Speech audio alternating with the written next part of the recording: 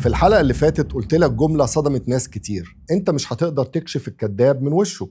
النهاردة هقول لك حاجة أغرب بكتير: الشخص اللي بيثق في الناس بيكشف الكذب أحسن من الشخص الشكاك.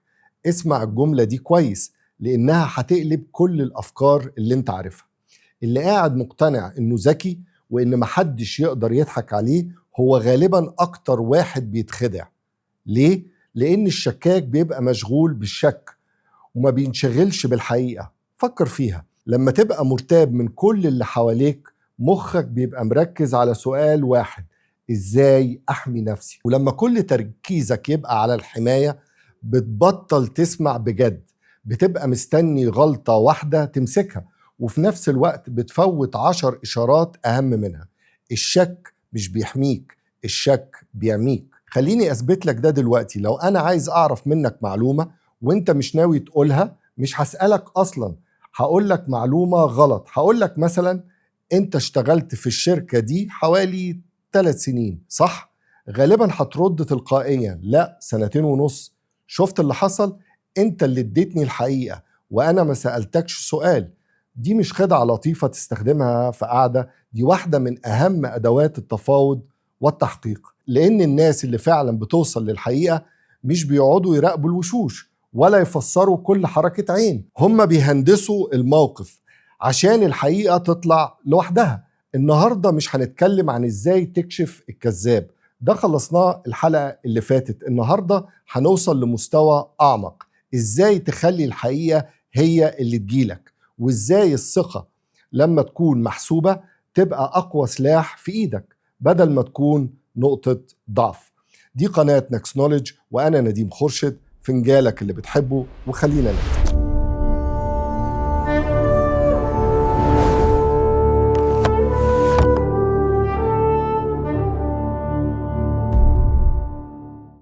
أول أداة اسمها الاستنطاق. يعني إيه؟ البحث عن إجابة لأسئلة معينة. في مجال القانون الإجابة عن أسئلة، وفي الاستخبارات أساليب جمع المعلومات. الفكرة وراها بسيطة ومرعبة في نفس الوقت.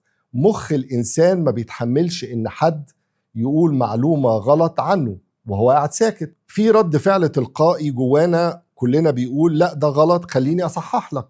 وإحنا بنصحح من غير ما ناخد بالنا، لأن حب التصحيح أقوى من رغبة الكتمان أو السكوت. دي حاجة متركبة فينا من صغرنا. نفسيتنا ما بتستحملش إن حد يفتكر عننا حاجة غلط وإحنا ساكتين. وكل ما كانت المعلومة الغلط أقرب لحاجة شخصية تخصنا، كل ما كان رد الفعل التلقائي أقوى. الناس اللي بتشتغل في التأثير أو الإقناع بيستغلوا رد الفعل ده، بيرموا معلومة غلط قدامك ويستنوا إنك أنت بنفسك تصلحها وتديهم المعلومة الصح أو الحقيقة. وفي طريقة تانية بيعملها المفاوض المحترف، وهي أقوى بكتير. في حاجة اسمها سؤال الاختبار. يعني تسأل سؤال وانت عارف أصلا إجابته ومتأكد منها 1,000,000%، مش عشان تعرف الإجابة لكن عشان تعرف الشخص ده بيقول لك الصدق ولا لأ. لو كذب في حاجة انت عارفها كويس، يبقى ازاي هتصدقه في حاجة تانية انت مش عارفها؟ ده مش مجرد كلام نظري. دي أبحاث اتعملت في جامعة هارفارد للبروفيسور ديباك مالهوترا. لقى إن الناس بتكذب أكتر لما تتحط في موقف مفاجئ وسؤال مباشر يحرجها. يعني أحيانا أنت بنفسك بتصنع الكذبة لما بتحاصر اللي قدامك وتضغط عليه. فبدل ما تسأل عن الرقم اللي عارف إنه هيكذب فيه، اسأل عن الطريقة والخطوات والترتيب اللي أدى للنتيجة ديت. لأن الكذاب يقدر يخترع رقم بسهولة، لكن بيتلخبط لما تخليه يحكي القصة كاملة بالتفاصيل والترتيب. ولو خليته يحكيها من الآخر للأول، التناقضات هتطلع لوحدها. تخيل مدير شك إن موظف اتأخر في تسليم الشغل وبيدي أعذار. المدير العادي هيقول: أنت متأخر ومش بتشتغل كويس. وهنا الموظف هيدافع عن نفسه وهيخترع حاجات كتيرة. لكن المدير الذكي بيقول بهدوء: احكي لي بالظبط عملت ايه الاسبوع ده، يوم بيوم. ما بيتهمش وما بيضغطش، هو بس بيفتح الباب للقصة الكاملة. وهنا الموظف يا إما هيثبت إنه فعلا اشتغل أو هيتلخبط ويناقض نفسه. المدير ما اتهمش ومع ذلك الحقيقة ظهرت لوحدها. دي قوة الاستنطاق، إنك تخلي التفاصيل هي اللي تتكلم مش أنت.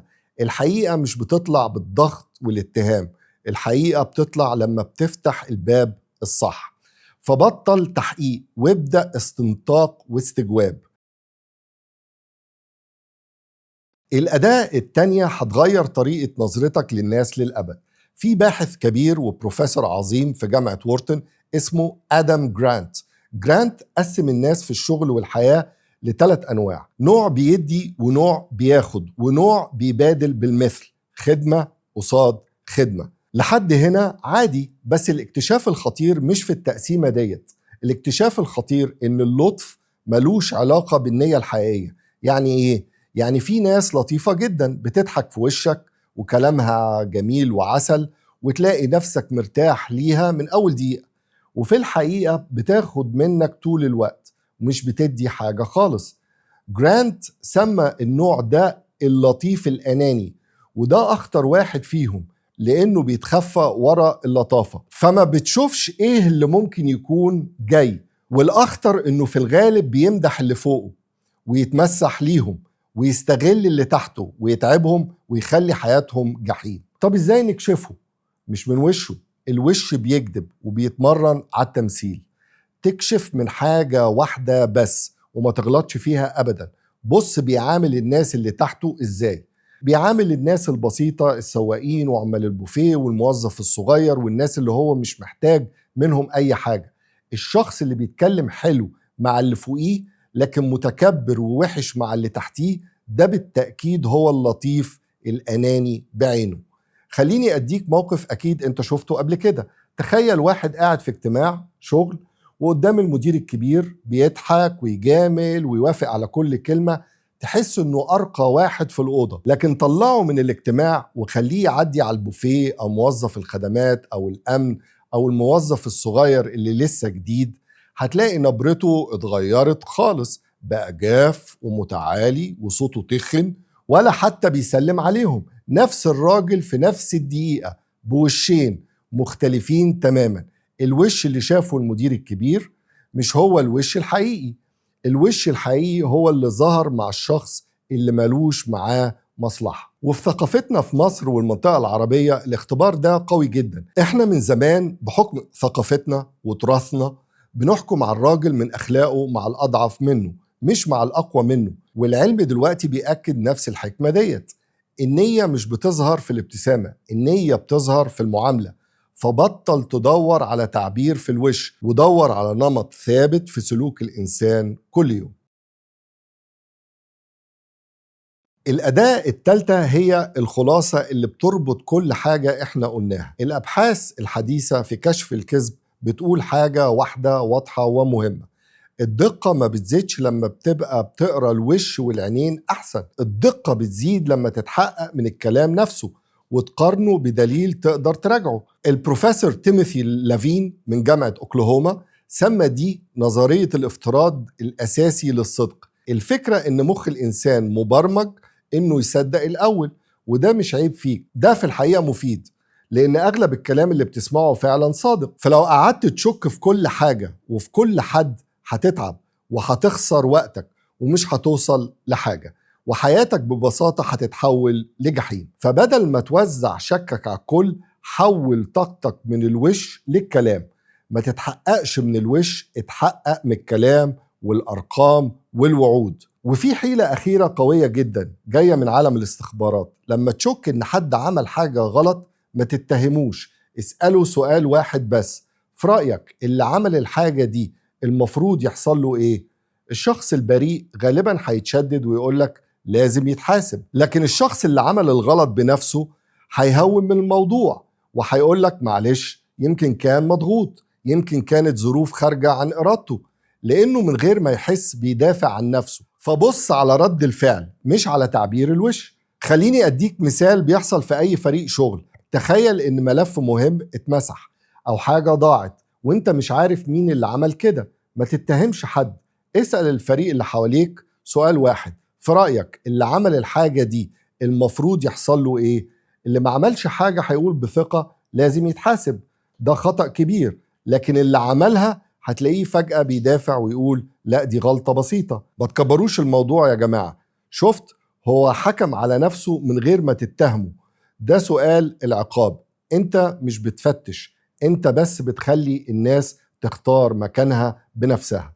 واخر حاجة واخطر رقم في الحلقة كلها، في دراسة كبيرة عن المديرين التنفيذيين لقت ان حوالي 90% منهم فاكرين ان عملائهم بيثقوا فيهم جدا، لكن في الحقيقة اقل من 30% من العملاء كانوا موافقين على ده. شوف الفجوة، يعني ممكن تكون بتكذب على نفسك كمان. وفي فرق أخير لازم تعرفه وتمشي عليه: الثقة اللي بتتكسر بسبب قلة الكفاءة. يعني حد غلط وهو بيحاول، يعني ممكن الثقة ترجع بعد وقت أو بالأفعال، لكن الثقة اللي بتتكسر بسبب الكذب والخداع عمرها ما بترجع بالكامل، حتى لو الشخص وعد إنه هيتغير. فاختار غلطتك بعناية، لأن مش كل الغلطات بنفس الثمن. تعالوا نرجع للجملة اللي بدأنا بيها الحلقة. قلت لك الشك بيعميك مش بيحميك. دلوقتي فهمت ليه الشخص اللي بيثق بذكاء وبيتحقق مش اللي بيشك في أي حد، هو اللي بيشوف الحقيقة. الثقة مش سذاجة ومش ضعف. الثقة لما تكون محسوبة بذكاء بتبقى أداة في إيدك. أنا مش بقولك ما تثقش في حد، أنا بقولك حاجة أدق وأذكى: اتحقق من الكلام مش من الوش وحركات الجسد. زي ما قال الأديب الكبير إرنست هيمنجواي: The best way to find out if you can trust somebody is to trust them. أفضل طريقة تعرف بيها إذا كنت تقدر تثق في حد هي إنك تثق فيه فعلا. الفكرة مش إنك تفتح قلبك للكل وتنخدع، الفكرة إن الثقة الذكية مع التحقق والتأكيد بتوصلك للحقيقة أسرع بكتير من الشك الأعمى. المرة الجاية لما تقابل حد ما تسألش نفسك هو صادق ولا كذاب، اسأل نفسك سؤال أذكى: أنا مركز في كلامه ولا لسه مصدق وشه؟ هي دي النقلة اللي بتفرق بين شخص بينخدع وشخص بيشوف الحقيقة. حد بيركز على الكلام وحد بينخدع بالوش. جرب الأدوات الثلاثة في أول موقف يواجهك: استنطق أو استجوب بذكاء وابحث عن الإجابة بدل ما تحاول تحقق.